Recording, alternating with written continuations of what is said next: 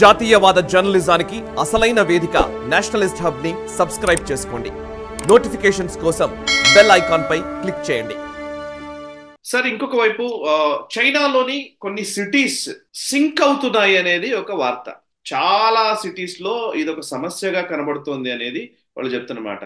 So 2015 నుంచి 2022 మధ్య more than 2 million people population ఆ సిటీస్ లోకి వచ్చిన పరిస్థితి. అండ్ ఇంకొకటి ఏంటంటే ఈ కన్స్ట్రక్షన్ వలన లేకపోతే ఇబ్బడి ముబ్బడిగా మీరు చెప్తున్నారు గోస్ట్ సిటీస్ అని, అవన్నీ ఇవన్నీ చాలా సార్లు చెప్పారు.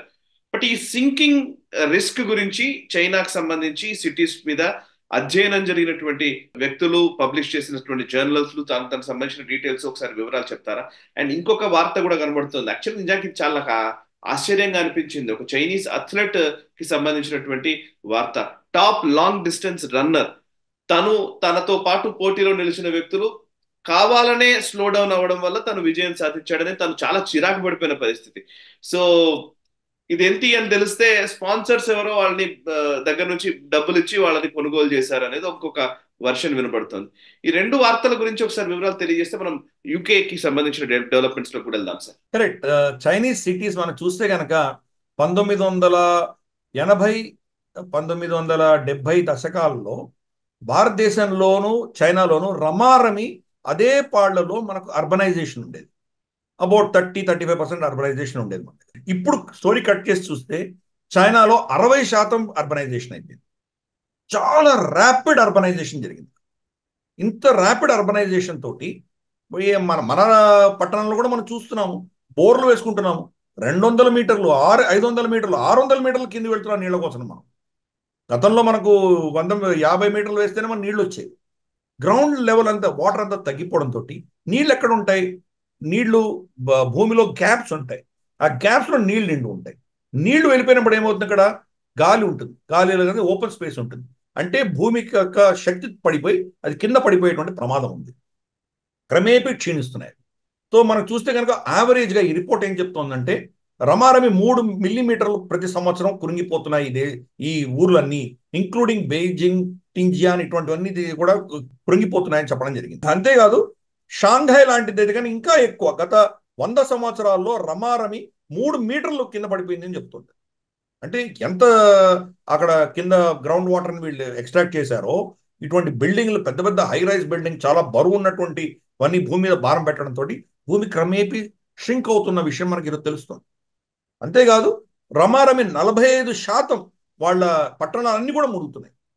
దాంట్లో 16% ఆల్మోస్ట్ సంవత్సరానికి 10 మిల్లీమీటర్ల కంటే ఎక్కువ మునుగుతున్నాయి, సింక్ అవుతున్నాయి. సో ఇది చాలా ప్రమాదకరమైన విషయం. దానికి ఒక టాలరెన్స్ లిమిట్ ఉంటుంది. బహుశా అది 1 అడుగో 2 అడుగులో దిగిన తర్వాత ఒక్కసారి కూలిపోతాయి. ఒకటేసారి కూలిపోయినప్పుడు మనకు దాని ప్రమాదం చాలా భయంకరంగా ఉంటుంది. ఫర్ ఇన్స్టెన్స్ చిన్న ఊరైనటువంటి జోషిమఠ్లో మనం గత సంవత్సరం చూసాం. మనం చిన్న బీడ్లు పడడం అనేది చాలా సహజం అక్కడ కొండ ప్రాంతంలో. కానీ ఊరంతా కూడా క్రమేపీ అన్ని కృంగిపోవడము, ప్రతి ఇంట్లోనూ భయంకరమైన బీడ్లు వాడటము, ఇవన్నీ మనం చూసాము. సో ప్రకృతి ఏంటంటే మెల్లిమెల్లిగా తట్టుకునే శక్తి దాటిపోయిన తర్వాత ఒకటేసారి మొత్తం కుప్పకూలేటువంటి ప్రమాదం ఉంటుంది. అందుకనే చైనా ఒక టిక్కింగ్ టైం బాంబ్ లా నడుస్తున్నది ఈరోజు. ఎప్పుడు అది కొలాప్స్ అవుతుందో తెలియదు. చైనీస్ సంస్కృతి భారత సంస్కృతిలో కొన్ని కామనాలిటీస్ ఉన్నాయి. దాంట్లో గ్రామ ఆధారితంగా ఉన్నటువంటి సివిలైజేషన్ వాళ్ళది, మనది కూడాను. దానికి భిన్నంగా గ్రామాల్లో ఎవరు ఉండడానికి వీల్లేదు, అందరూ పట్టణాలకు తీసుకువెళ్ళాలి అన్నటువంటి ఒక పాలసీ తోటి వాళ్ళందరూ తీసుకువెళ్ళడం. ఫర్ ఇన్స్టెన్స్ పట్టణంలో ఉన్న మన భారతదేశంలో ఇప్పుడు కూడా మనకు రేషన్ కార్డు ఎక్కడున్నా కానీ కూడా ఇప్పుడు మోదీ గారి ప్రభుత్వం వచ్చిన తర్వాత గ్రామంలో ఉన్నటువంటి తల్లిదండ్రులు కూడా వర్తిస్తుంది. పట్టణంలో ఉన్నటువంటి పనిచేసే వాళ్ళు కూడా అదే రేషన్ కార్డు వాడుకోవచ్చు. కానీ చైనాలో అలా కాదు. ఒకసారి పట్టణానికి వచ్చిన తర్వాత మీ రేషన్ కార్డు కానీ మీ మెడికల్ కానీ అన్ని మీ గ్రామంలో జరుగుతాయి. గ్రామంలో మీరు లేరు, ఇక్కడికి వచ్చారు, మీకు ఇక్కడ బెనిఫిట్స్ రావు, అక్కడ బెనిఫిట్స్ రావు. ఇలా చాలా మంది సఫర్ అవుతున్నారు. సో ఆ దేశంలో ఈ అర్బనైజేషన్ వల్ల ఆ దేశం అంతా కూడాను అతలాకుతలం అవుతుంది. మనకు భారత సంస్కృతి ఏకైక సంస్కృతి మొత్తం యావత్ ప్రపంచంలో మొట్టమొదటి వాళ్ళు మనకు స్టార్ట్ అయింది సిటీ సివిలైజేషన్గా మొదలయ్యాం. పట్టణాలతో మొదలయ్యాం. మొహంజదారో, హరప్ప, ధోలవీరా, కాళీబంగన్ ఇటువంటి పెద్ద పెద్ద పట్టణాలతో మనం మొదలయ్యాం. పట్టణాల వల్ల నష్టం మనం అర్థం చేసుకొని అప్పుడుగా మనకు ఉన్న టౌన్ ప్లానింగ్ ఈ రోజు ప్రపంచంలో ఏ ఊరికి లేనంత టౌన్ ప్లానింగ్ మన దగ్గర ఉండేది. దాన్ని వదిలేసి గ్రామాలకు షిఫ్ట్ చేశాం. అదే టెక్నాలజీని గ్రామాలకు తీసుకెళ్ళాం. బర్న్ట్ బ్రిక్స్ అంటాం, దాన్ని మంటలో నిప్పులో దాన్ని పటిష్టంగా చేసినటువంటి ఇటుకలను మొహంజదారో హరప్పాలో వాడిన ఇటుకలే మన గ్రామాల్లో వాడడం మొదలుపెట్టాం. గ్రామాల్లో మనం టెక్నాలజీ అంతా తీసుకెళ్ళాము, గ్రామాల్లో విస్తృతంగా తీసుకెళ్ళాం. కాబట్టి ఇన్ని దాడులు జరిగినా, దేశం మీద ఇన్ని ఆక్రమణలు జరిగినా మన సంస్కృతి మనం కాపాడుకోగలిగినాం. రివర్స్ అంటే సిటీ నుంచి విలేజ్కి వెళ్ళిన ఏకైక సంస్కృతి భారత సంస్కృతి. చైనా దాన్ని రివర్స్ చేస్తూ గ్రామాల నుంచి పట్టణాలకు తీసుకెళ్ళింది. కాబట్టి ఈ డిజాస్టర్ వాళ్ళు ఫేస్ చేస్తున్నారు. మన దగ్గర కూడా అదే జరుగుతుంది ఇప్పుడు. మన దగ్గర కూడా జరుగుతుంది, కానీ మనకు చైనా అంత ర్యాపిడ్ గా జరగట్లేదు. మనకు కూడా స్లో పేస్ గా నడుస్తున్నది. మనకు కూడా ప్రమాదమే. మనం కూడా మళ్ళీ క్రమేపీ వెనక్కి వెళ్ళవలసిన ఆవశ్యకత మనకున్నది. గ్రామాలకు వెళ్ళవలసిన ఆవశ్యకత మనకున్నది. ఫర్ ఇన్స్టెన్స్ నేను ఒక గ్రామంలోనే ఉంటున్నాను. గ్రామం అందామా, దాన్ని చిన్న పట్టణం అందామా, భీమిలిపట్నంలో ఉంటున్నాను. కాబట్టి ఇటువంటి పట్టణాలకి మనం వెళ్ళి ఇప్పుడు టెక్నాలజీ మనకు ఇప్పుడు ఆన్లైన్ చేసుకోగలుగుతున్నాం మనం. అలాగే మనకు మెడిసిన్ కూడా ఆన్లైన్ దొరుకుతున్నాయి. ఎంటర్టైన్మెంట్ మనకు నెట్ఫ్లిక్స్ లాంటివన్నీ మనకు ఆన్లైన్ వస్తున్నాయి. కాబట్టి పట్టణాలు ఉండవలసిన ఆవశ్యకత లేదు. పెద్ద పెద్ద ఫ్యాక్టరీలు పెట్టి ఆ మోడలే ఫెయిల్ అయిందని మనకు స్పష్టంగా అర్థమవుతుంది. ఇప్పుడు క్రమేపీ దాన్ని ఇండస్ట్రియలైజేషన్ అనేది మన గ్రామాలకు తీసుకువెళ్ళవలసిన, టెక్నాలజీని గ్రామాలకు తీసుకువలసిన బాధ్యత మన మీద ఉన్నది.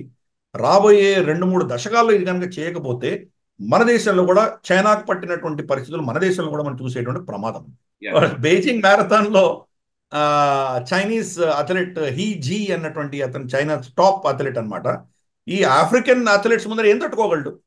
ఆఫ్రికన్ అథ్లెట్స్ ని ఓడించగలిగిన శక్తి ప్రపంచంలో ఎవరి దగ్గర లేదు. ఈ మ్యారథాన్స్ లో ఎస్పెషల్లీ వాళ్ళకు ఉన్నటువంటి స్టామినా, విపరీతమైన స్టామినా. ఇథియోపియా ఇటువంటి దేశాల నుంచి వాళ్ళకి మింగమెతుకులు లేకపోవచ్చు, కానీ వాళ్ళకు ఉన్న స్టామినా, అమోఘమైన స్టామినా ఉంది వాళ్ళకి. ఈ స్పాన్సర్స్ ఎవరైతే ఉన్నారో వాళ్ళ దేశానికి సంబంధించినటువంటి హీ జై గెలవాలి అని చెప్పి ఆఫ్రికా నుంచి వచ్చిన అథ్లెట్స్కి వాళ్ళు పైసలు ఇవ్వడం జరిగింది. సో వీళ్ళు ఏం చేశారంటే వాళ్ళు ఎప్పుడో తనని ఓవర్టేక్ చేసి వాళ్ళు ఈజీగా గెలిచిపోవాల్సిన విషయం, కానీ అతని వెనకాలే ఉండి, ఒక్క అడుగు వెనకాల ఉండి అతను వెళ్ళేంత వరకు వెయిట్ చేస్తున్నారు. అంటే ఇతను బేస్ లైన్ క్రాస్ అయినా లెస్ దాన్ ఒక సెకండ్కి వీళ్ళందరూ క్రాస్ అయ్యారు. అంటే ఇది ఒక మ్యాచ్ ఫిక్సింగ్ గా స్పష్టంగా అర్థమవుతుంది. గెలిచారు, అందరూ ఎంజాయ్ చేశారు, వాళ్ళ స్పాన్సర్షిప్ అయిపోయింది.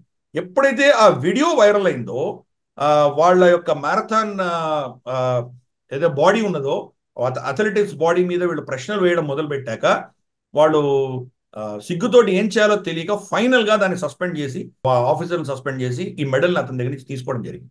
వాళ్ళ బీజింగ్ ఒలింపిక్స్ లో కూడా ఇటువంటి చాలా వాళ్ళు చేసినటువంటి మోసాలు చాలా ఉన్నాయి. బీజింగ్ ఇందాక మనం అనుకున్నాం కదా, చైనా దేన్ని కూడా వదిలిపెట్టదు. ఆఖరికి స్పోర్ట్స్ కూడా వాళ్ళు వెపనైజ్ చేస్తారు. కాబట్టి దాంట్లో ఆశ్చర్యమేం లేదు. ఎంపైర్స్ను కొనుక్కోవడము, లేదా వీళ్ళ వ్యతిరేకమైనటువంటి ప్రత్యర్థులైనటువంటి అథ్లెట్స్కి ఏదో పాయిజనింగ్ చేయడము, లేదా వాళ్ళకు ఏదో మత్తు మందు కలపడం, ఇటువంటివన్నీ చేయడము, అన్నీ వాళ్ళు చేసేది ఏది కూడాను ఒక ఏమంటారంటే ఒక మామూలు సివిలైజేషన్గా మనకు సమాజంలో చేసేటువంటివి ఏవి ఉండవు.